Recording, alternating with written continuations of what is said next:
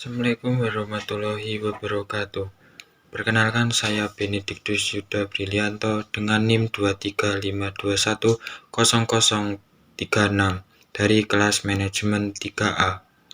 Di sini saya akan menyampaikan materi tentang pasar dan institusi keuangan.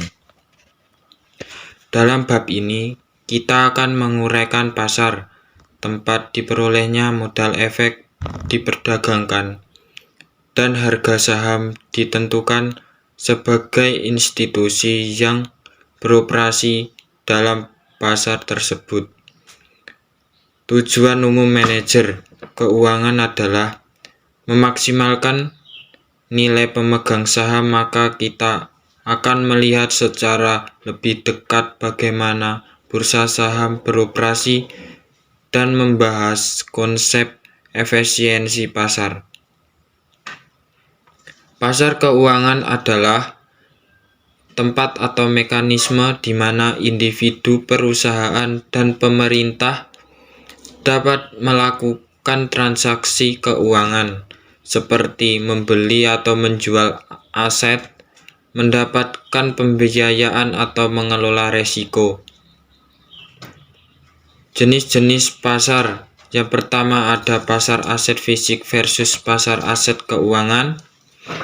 Pasar aset fisik atau sering disebut pasar nyata, pasar untuk produk seperti gandum, mobil, real estate, komputer, dan mesin. Sedangkan pasar aset keuangan adalah berhubungan dengan saham, obligasi, wesel, hipotek. Yang kedua ada pasar tunai versus pasar berjangka.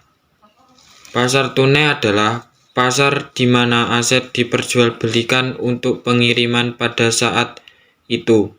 Sedangkan pasar berjangka adalah pasar di mana para partisipannya melakukan persetujuan di hari ini untuk membeli atau menjual aset di masa depan. Ketiga ada pasar privat versus pasar publik. Pasar privat adalah pasar di mana transaksinya dinegosiasikan secara langsung antara kedua belah pihak berbeda.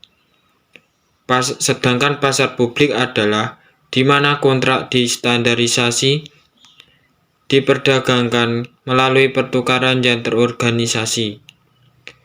Selanjutnya ada institusi keuangan adalah lembaga yang berperan dalam menyediakan jasa keuangan kepada masyarakat, perusahaan, dan pemerintah. Institusi ini berfungsi sebagai perantara investor dengan peminjam. Berikut ada contoh institusi. Yang pertama ada reksadana, perusahaan yang menerima uang dari penabung dan menggunakannya untuk membeli saham, obligasi jangka panjang.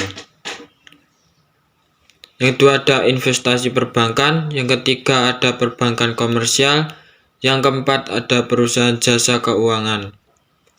Sekian presentasi dari saya dalam menyampaikan materi ini.